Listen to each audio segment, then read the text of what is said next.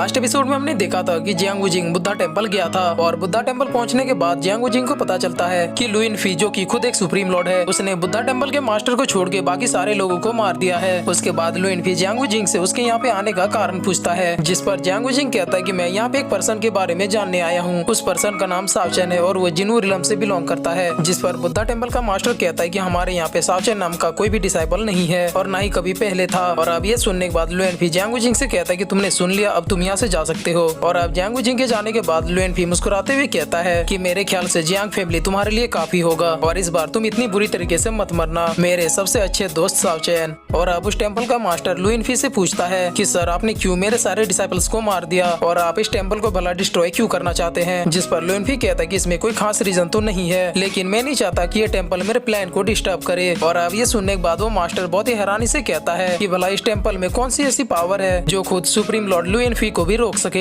जिस पर लु इनफी कहता है कि नहीं, तुम गलत समझ रहे हो, इस टेम्पल में इतनी पावर नहीं है कि ये मुझे रोक सके, लेकिन इस टेम्पल में रिवाइव करने की एबिलिटी है और इसीलिए इस टेम्पल को मैं अपने प्लान में आने वाला खतरा समझता हूँ और इसीलिए मैंने तुम्हारे लोगों को मार दिया, क्योंकि मैं अपने प्लान के आगे आने वाले छोटी से छोटी चीज को भी मिटा दूंगा। और अब ये सुनने के बाद वो मास्टर बहुत ही ज्यादा गुस्से में कहता है कि अगर ऐसी बात है तब तो मेरे ख्याल से आज मेरे टेम्पल को कोई भी नहीं बचा पाएगा, तो अब तुम किस चीज का वेट कर रहे हो, मुझे भी मार दो। जिस पर लु इनफी कहता है कि अगर मैं तुम्हें मारना चाहता तो अभी तक तुम जिंदा क्यों होते। और फिर लु इनफी कहता है कि मैं तुमसे एक और चीज पूछना चाहता हूँ और अगर तुम इसका जवाब पूरी ईमानदारी से देते हो तो फिर मैं इस बुद्धा टेम्पल को डिस्ट्रॉय नहीं करूंगा और इसके साथ ही मैं बुद्धा टेम्पल की ग्लोरी को वापस लौटा दूंगा। और अब ये सुनने के बाद वो मास्टर कहता है कि तुम्हें क्या जानना है। तब लु इनफी कहता है कि आज से 10,000 साल पहले इस बुद्धा टेम्पल के मास्टर वीगोंग अपनी मर्जी से इस रिलम को छोड़ के आउटर रिलम में चले गए थे, तो अब तुम ये बताओ कि आखिरकार उनके साथ हुआ क्या। और अब ये सुनने के बाद वो मास्टर बहुत ही ज्यादा डरते हुए कहता है कि मैं आपको ये नहीं बता सकता। जिस पर लु इनफी कहता है कि क्या तुम ये चाहते हो कि तुम्हारे मास्टर का बनाया हुआ ये टेम्पल तुम्हारे जिंदा होते हुए भी तुम्हारी आंखों के सामने बस ऐसे ही डिस्ट्रॉय हो जाए। और फिर लु इनफी कहता है कि तुम्हें बस मुझे ही तो बताना है और उसके बाद ये टेम्पल बिल्कुल पहले जैसा हो जाएगा और अगर तुमने ऐसा नहीं किया तो ये टेम्पल सिर्फ तुम्हारी वजह से डिस्ट्रॉय हो जाएगा। और फिर मरने के बाद तुम अपने पूर्वजों को क्या जवाब दोगे, क्योंकि इकलौते तुम ही हो जो इस टेम्पल को बचा सकते हो। और फिर लु इनफी उसके कंधे पे हाथ रखते हुए कहता है कि चलो एक अच्छे बच्चे की तरह मुझे बता दो कि आज से 10,000 साल पहले मास्टर वीगोंग के साथ आखिर हुआ क्या था। और अब लु इनफी की बातों को सुनने के बाद वो मास्टर कहता है कि मैंने कसम खाई थी कि मैं इस सीक्रेट को कभी भी किसी को नहीं बताऊंगा, लेकिन आज इस बुद्धा टेम्पल को बचाने के लिए मैं ये सीक्रेट बताने जा रहा हूँ। और अब वो मास्टर बताना शुरू करता है कि आज से 70,000 साल पहले। और अब लु इनफी भी उस मास्टर की बातों को बहुत ही ध्यान से सुन रहा था।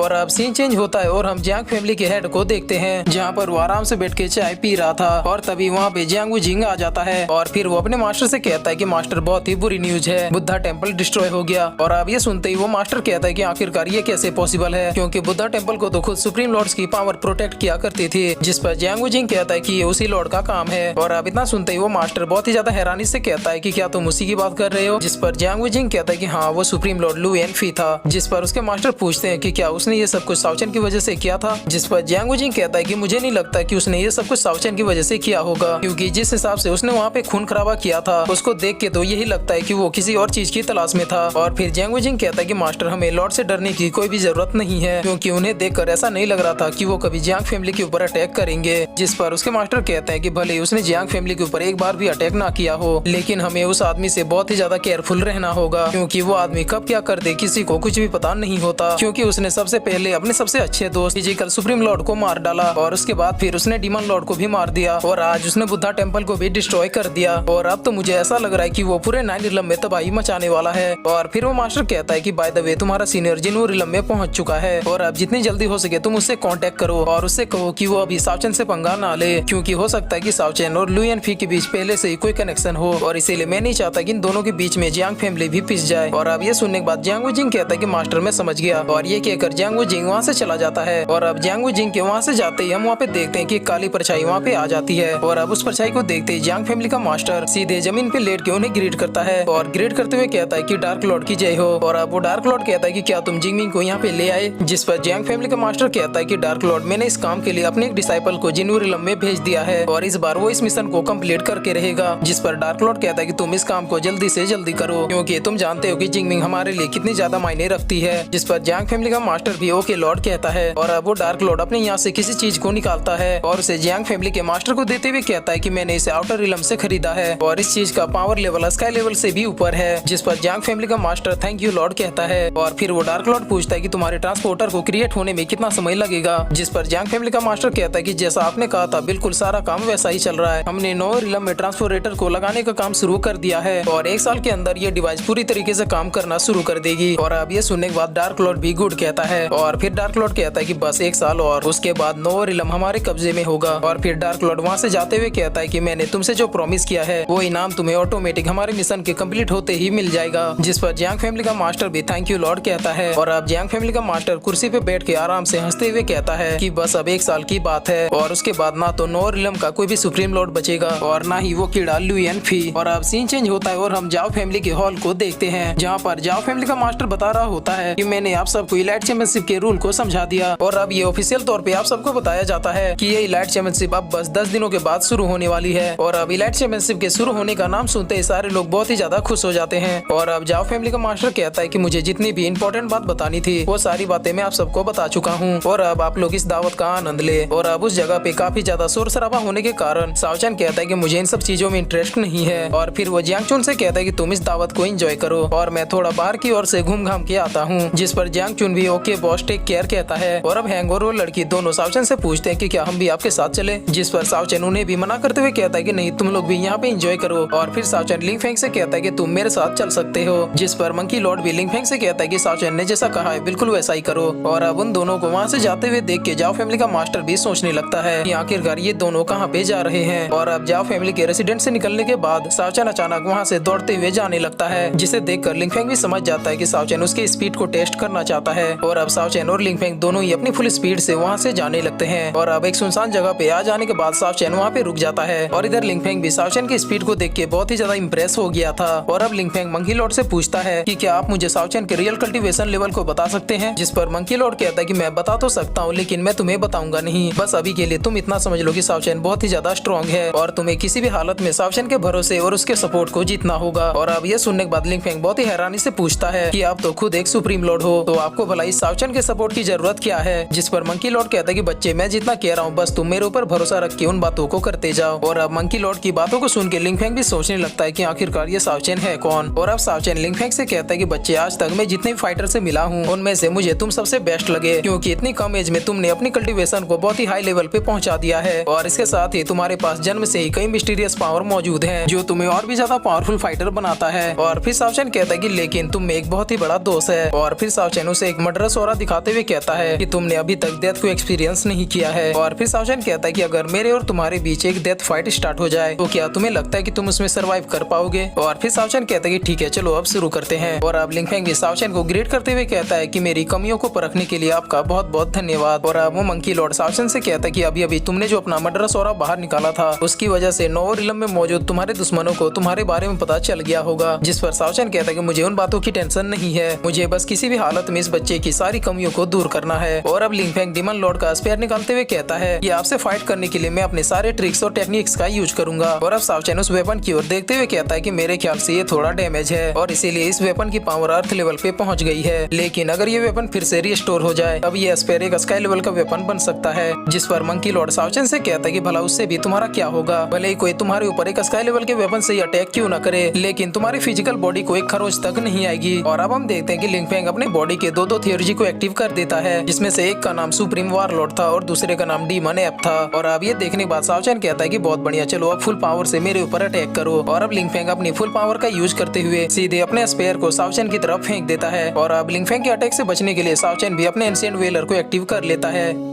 और फिर इसी के साथ ये एपिसोड यहीं पे खत्म होता है।